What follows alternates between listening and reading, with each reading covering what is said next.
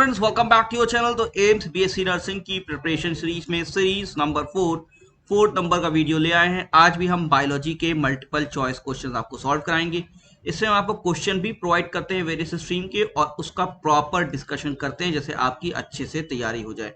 या आप AIIMS BSc nursing के साथ साथ किसी भी बीएससी नर्सिंग की एग्जामिनेशन पे यूज कर सकते हैं अपनी प्रिपरेशन के लिए। तो वीडियो स्टार्ट करने से पहले हम जरूर कहेंगे हमारे चैनल को जरूर से सब्सक्राइब कर लीजिए क्योंकि ऐसे वीडियो आपको लगातार अब जल्दी जल्दी मिलने वाले हैं।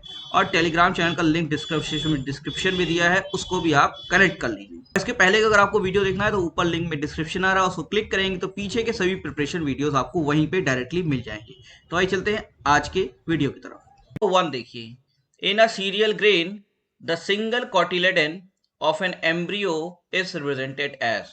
मतलब सीरियल ग्रेन में जो सिंगल कॉटिलेडन होता है एम्ब्रियो को, उसे क्या कहते हैं? कोलियोप्टाइल कहते हैं, कोलियोरिजा कहते हैं, एपिब्लास्ट कहते हैं कि स्कूटलम कहते हैं? तो इसका आंसर क्या होगा?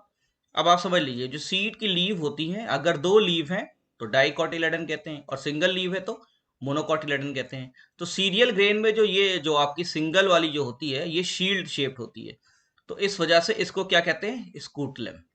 ठीक है, तो सीरियल ग्रेन में सिंगल कॉटिलेडन एम्ब्रियो क्या कहलाता है? स्कूटलम। नंबर 2 देखिए, the endosperm of angiospermic seed develops from. तो ये कह रहा है कि एंजियोस्पर्म की जो सीड होती है, ठीक है, उसका जो एंडोस्पर्म होता है वो किससे डेवलप होता है? हैप्लॉइड न्यूक्लियस से होता है, डिप्लॉइड से होता है, पॉलीप्लॉइड से होता है कि ट्राइप्लॉइड से होता है?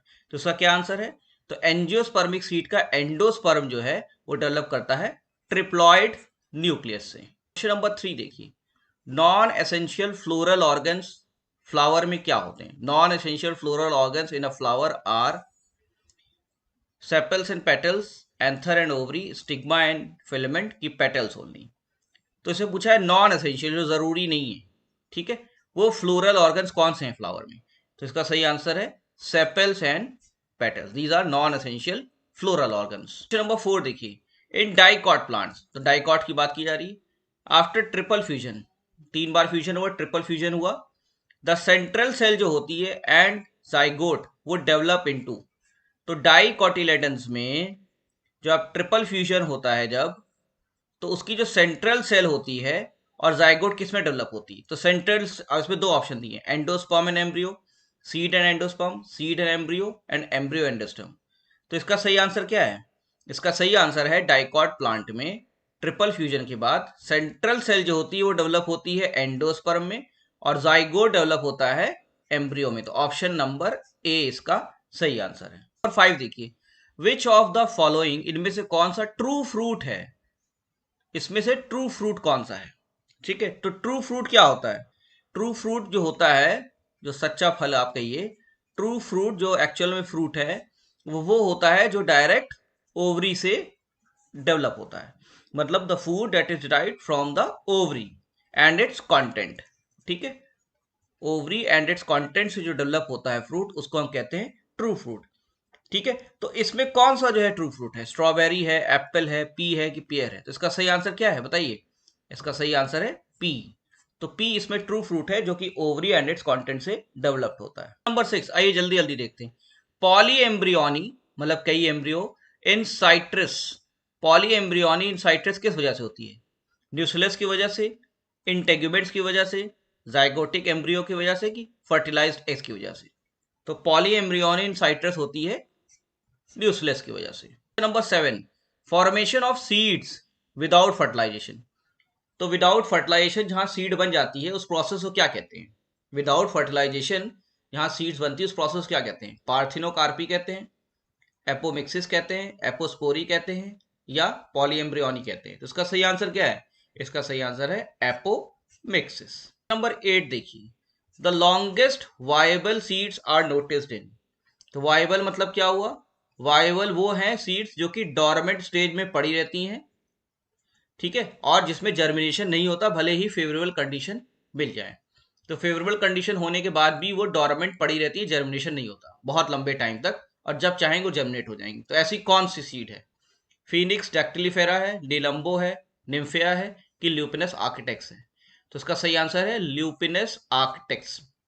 तो ल्यूपिनस आर्क्टिकस जो है ये वो सीड है जो कि बहुत सालों तक, कितने सालों तक? 10,000 सालों तक जो है डोरमेंट पड़ी रह सकती है। देखिए क्वेश्चन नंबर 9 देखिए, द स्टैमेन्स रिप्रेजेंट, तो स्टैमेन्स क्या रिप्रेजेंट करते हैं? माइक्रोस्पोरेंजिया होते हैं, मेल गैमेटोफाइट होते हैं, मेल गैमीट्स होते हैं कि माइक्रोस्पोरोफिल? तो स्टेमेंस की बात हो रही है, तो ये क्या होते हैं इन चारों में से? इन चारों में से होते हैं माइक्रोस्पोरोफिल्स। तो नंबर 10 देखिए, अब माइक्रोस्पोर मदर सेल फॉर्म्स। तो एक माइक्रोस्पोर मदर सेल क्या बनाती है? ओव्यूल बनाती है, एम्ब्रियो सैक बनाती है, पॉलन सैक बनाती है कि पॉलन ग्रेन्स बनाती है? तो माइक्रोस्पोर मदर सेल बनाती है पॉलन ग्रेन्स। क्वेश्चन नंबर 11 देखिए, पूछा है how many, generally how many, कितने megaspores take part in the development of female gametophyte? तो कितने मेगास्पोर पार्टिसिपेट करते हैं कि एक में फीमेल गैमेटोफाइट बन जाए? तो इसका आंसर क्या होगा? 1 है, 2 है, 3 है, 4 है। तो इसका सही आंसर क्या है? इसका सही आंसर है 1। तो नॉर्मली 1 मेगास्पोर पार्टिसिपेट करता है कि एक फीमेल गैमेटोफाइट बन जाए। नंबर 12 देखिए, the formation of embryo sac is called. तो एम्ब्रियो सैक के फॉर्मेशन के प्रोसेस को क्या कहते हैं? मेगास्पोरोजेनेसिस, मेगागेमिटोजेनेसिस, माइक्रोगेमिटोजेनेसिस कि नॉन ऑफ दीज? तो याद रखिएगा, इसका सही आंसर है मेगागेमिटोजेनेसिस। तो फॉर्मेशन ऑफ एम्ब्रियो सैक को कहते हैं मेगागेमिटोजेनेसिस। नंबर 13 देखिए, how many pollen mother cells, कितनी पॉलन मदर सेल्स चाहिए? ठीक है, should undergo meiotic division to produce 64 pollen grains. तो कितनी पॉलन मदर सेल चाहिए कि 64 पॉलन ग्रेन्स बन जाएं? और ये कैसे होगा? मेयोसिस के बाद। ठीक है, तो कह रहा है कितने मेयोसिस? तो एक मेयोसिस जब होता है तो 4 हैप्लॉइड माइक्रोस्पोर बनते हैं। ठीक है, तो 1 से 4 बन रहे हैं, तो यहां कितने चाहिए? यहां 64 है, तो 64 को अगर 4 से आप डिवाइड कर देंगे तो कितना आएगा? आएगा 16। ठीक है, तो 16 हमको पॉलन मदर सेल चाहिए, जैसे कि 64 पॉलन ग्रेन आ जाए, क्योंकि एक मेयोसिस से 4 हैप्लॉइड माइक्रोस्पोर्स बनते हैं। नंबर 14 देखिए, प्रोटीनेशियस लेयर ऑफ एंडोस्पर्म मेज। तो मेज की प्रोटीनेशियस जो लेयर होती है वो क्या होती है? एपोफिक्सिस होती है, स्कुटुलम होती है, एल्यूरोन लेयर होती है कि नन ऑफ द अबव? तो इसका सही आंसर क्या है? Aleurone layer. ठीक है, तो एल्यूरोप्लास्ट होता है ना, उसी तरीके से एल्यूरोन लेयर होती है जिसमें प्रोटीन का पूरी लेयर रहती है एंडोस्पर्म ऑफ मेस में। क्वेश्चन नंबर 15 देखिए, one of the most resistance biological material present in the exine of pollen grain. तो पॉलन ग्रेन की एक्साइन में सबसे मोस्ट रेजिस्टेंट बायोलॉजिकल मटेरियल क्या होता है? पेक्टोसेलुलोज होता है, स्पोरोपोलिन होता है, सुबेरिन होता है कि सेलुलोज होता है? मतलब मोस्ट रेजिस्टेंट कौन सा होता है पॉलन ग्रेन में? तो उसका आंसर है स्पोरोपोलिन। तो स्पोरोपोलिन सबसे मोस्ट रेजिस्टेंट बायोलॉजिकल मटेरियल है जो कि पॉलन ग्रेन के एक्साइन में होता है। क्वेश्चन नंबर 16, एक मैच्योर मेल गैमेटोफाइट कितने सेल का बना होता है? Mature male gametophyte is made up of how many cells? 1 cell, 2 cell, 3 cells की 4 सेल्स? ठीक है, तो मेल गैमेटोफाइट जो होता है वो 3 सेल का बना होता है। कितने? 3 सेल्स। मेल गैमेटोफाइट बना होता है 3 सेल्स का। Question number 17, germ pore is the region where the exine is. Germ pore एक ऐसा रीजन होता है जहां पे एक्साइन क्या होता है? थिक होता है, यूनिफॉर्म होता है, थिक एंड यूनिफॉर्म होता है कि एब्सेंट होता है? तो जर्म पोर वो रीजन है जहां पे एक्साइन एब्सेंट होता है। ठीक है, तो इसका सही आंसर क्या है? एब्सेंट। नंबर 18 देखिए, सिनर्जिड्स क्या होते हैं? सिनर्जिड्स क्या टेट्राप्लॉइड होते हैं, ट्राइप्लॉइड होते हैं, डाइप्लॉइड होते हैं कि या डिप्लॉइड कहिए या हैप्लॉइड होते हैं? ठीक है, तो इसका सही आंसर है हैप्लॉइड। और सिनर्जिड्स होते क्या है? जो लोअर एंड होता है एम्ब्रियो सैक का, इसमें जो हैप्लॉइड एक्सेल होती है वो पोजीशनड होती है दो अदर हैप्लॉइड सेल्स के बीच में, जिसको कहते हैं सिनर्जिड्स। तो सिनर्जिड्स एक्चुअली क्या होते हैं? खुद में हैप्लॉइड होते हैं और एग apparatus का पार्ट होते हैं। क्वेश्चन नंबर 19 देखिए, the phenomenon of independent assortment refers to. ठीक है, तो आपको पता है इंडिपेंडेंट असॉर्टमेंट का लॉ होता है। अब इसका मतलब क्या, एग्जैक्ट डेफिनेशन क्या है? पढ़िए यहाँ, expression at the same stage of development, या B when two pairs of traits are combined in a hybrid, segregation of one pair of character is independent of other pair of character, ये होता है। या independent location of genes from each other in an interface cell, ये होता है।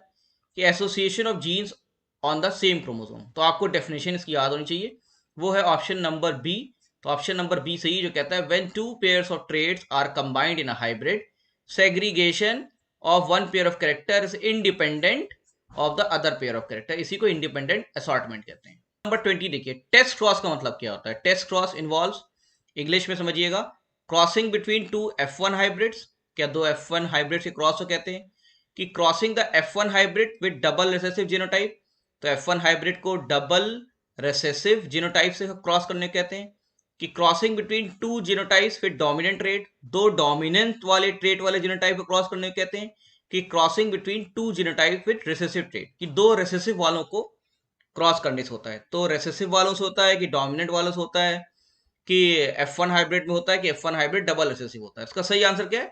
सही answer याद रखिएगा, इसका क्वेश्चन नंबर 20 का आंसर है B, crossing the F1 hybrid with double recessive genotype, ये है test cross. Number 21 knowledgeable question, phenotype of an organism is the result of, phenotype मतलब जो एक्सप्रेशन जो दिखता है, और जीनोटाइप वो होता है जो जीन लेवल पे हो, तो जो एक्सप्रेस हो वो फिनोटाइप, और जीनोटाइप मतलब जो जीन लेवल पे। तो phenotype of an organism is a result of, क्या क्या रिजल्ट होता है जो फिनोटाइप होता है, साइटोप्लाज्मिक इफेक्ट्स एंड न्यूट्रिशन का इफेक्ट होता है, कि environmental changes in sexual dimorphism वजह से फिनोटाइप होता है, कि जीनोटाइप एंड एनवायरमेंटल लिंकेज, की म्यूटेशन एंड लिंकेज। देखिए फिनोटाइप में जीनोटाइप तो आना ही आना है, ठीक है, तो यहां तो वैसे ही ऑप्शन नंबर सी हो गया, और एनवायरमेंटल इंटरेक्शन, तो phenotype of an organism is the result of genotype and environmental interactions. Number 22 technical, how many types of gametes will be produced by a plant having the genotype ये, तो एक plant है, ठीक है, इसका genotype है ए B B C सी, तो कितने टाइप के गैमीट प्रोड्यूस करें, कितने नंबर नहीं, कितने टाइप के, तो टाइप होता है 2⁻n फॉर्मूला, ठीक है, और n क्या होता है, n होता है नंबर ऑफ हेट्रोजाइगस, हेट्रोजाइगस मतलब दो अलग अलग फॉर्म्स, तो इसमें हेट्रोजाइगस फॉर्म्स कौन कौन से हैं, ठीक है, तो ए तो होमोजाइगस है, सी सी भी कैपिटल लेटर है, ये भी होमोजाइगस है, बी बी ये देखिए ये है जो कि हेट्रोजाइगस है, एक बी कैपिटल एक बी स्मॉल है, तो कितने हुए, एक ही है इसमें, तो 2⁻n मतलब n यहां हो गया 1, क्योंकि एक ही हेट्रोजाइगस है जो कि बी है, तो इसका आंसर क्या हो गया 2, तो इसका आंसर है 2। नंबर 23 देखिए, across between homozygous recessive and heterozygous को क्या कहते हैं, तो होमोजाइगस होना चाहिए और रिसेसिव होना चाहिए उसमें, और हेट्रोजाइगस के बीच में इसको क्या कहेंगे, ऐसे क्रॉस को टेस्ट क्रॉस कहेंगे, हाइब्रिड क्रॉस कहेंगे, रिसेसिव क्रॉस कहेंगे, कि डोमिनेंट क्रॉस कहेंगे, तो याद रखिए इसको कहेंगे टेस्ट क्रॉस। तो होमोजाइगस रिसेसिव और हेट्रोजाइगस के बीच में जब क्रॉस होता है, होमोजाइगस रिसेसिव और हेट्रोजाइगस के बीच में जब क्रॉस होता है, कहते हैं टेस्ट क्रॉस।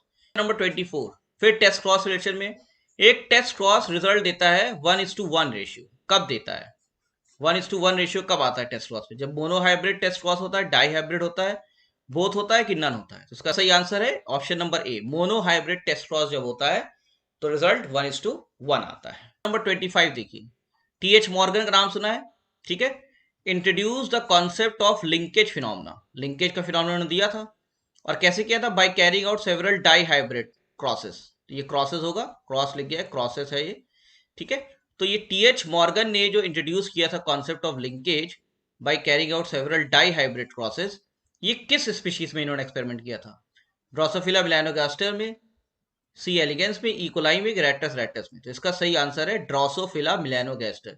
ड्रोसोफिला मेलानोगास्टर में एक्सपेरिमेंट रन किया था टीएच मॉर्गन ने, और लिंकेज फिनोमेना को डिस्कवर किया था, और डाई हाइब्रिड प्रोसेस किए थे, तो कई क्वेश्चन इसमें छुपे हुए हैं। टेक्निकल क्वेश्चन देख लिए, question number 26, which one of the following is the most likely ratio of blood groups A:B:AB among the progeny from the heterozygous parents with B and AB blood group, तो इसमें कहा है कि क्या ratio होगा A का, B का और AB का ब्लड ग्रुप के प्रोजेनी में जब क्रॉस हो रहा है heterozygous parents with B and A B blood group, तो हेट्रोजाइगस मतलब एक का ब्लड ग्रुप बी है, एक का मतलब ए बी है, तो ये क्या होगा, हेट्रोजाइगस है तो मतलब आई बी आई जीरो होगा, ठीक है, और ये आई ए आई बी होगा, तभी हेट्रोजाइगस कहलाएगा, अलग अलग होना चाहिए, तो जब क्रॉस करेंगे तो क्या क्या बन सकता है, आई बी आई ए बन सकता है, ठीक है, और आई बी बन सकता है, ठीक है, I0 IA बन सकता है, और I0 B बन सकता है, तो क्या बनेगा, A B blood group, A B B A और बी, तो बी कितने बने, दो बने, ठीक है, ए कितना बना, एक, और ए बी बना एक, ठीक है, तो रेशियो क्या होगा, इसका सही आंसर है ऑप्शन नंबर इसका सही होगा सी, देखिए यहाँ पे ए कितना बनेगा, 1, तो 0.25 रेशियो होगा। 0.5 बी का रेशियो, बी का रेशियो क्योंकि 2 बार बन रहा है, और 0.25 ए बी का रेशियो क्योंकि 1 बार बन रहा है। ठीक है, तो A is to B is to A B कितना होगा, 0.25 is to 0.5 is to 0.25। Number 27 देख लीजिए, last question. In his classic experiments on pea plants. अब देखिए इसमें भी कई क्वेश्चन छुपे हुए हैं। तो मेंडल ने जो एक्सपेरिमेंट किया था किस पे किया था, पी प्लांट पे किया था। ठीक है, तो उन्होंने क्या क्या स्टडीज की थी और उसमें कौन सा इसमें नहीं यूज किया था। तो मेंडल डिड नॉट यूज पूछा है, डिड नॉट यूज, क्या नहीं यूज किया, sheet shape, pot length, flower position की सीड कलर। तो मेंडल ने जो एक्सपेरिमेंट किया था पी प्लांट पे, उसमें सीड कलर भी यूज किया था, फ्लावर पोजीशन भी यूज किया था, सीड का शेप भी यूज किया था, बस खाली पॉड लेंथ यूज नहीं किया। तो इसका सही आंसर क्या होगा, option number B, pod length का यूज नहीं किया था मेंडल ने अपने पी के एक्सपेरिमेंट में। तो फ्रेंड्स हमारे आज के क्वेश्चन थे। तो सब्सक्राइब के लिए हमारे चैनल को जरूर से और बने रहिए हमारे चैनल के साथ। Best of luck for examination.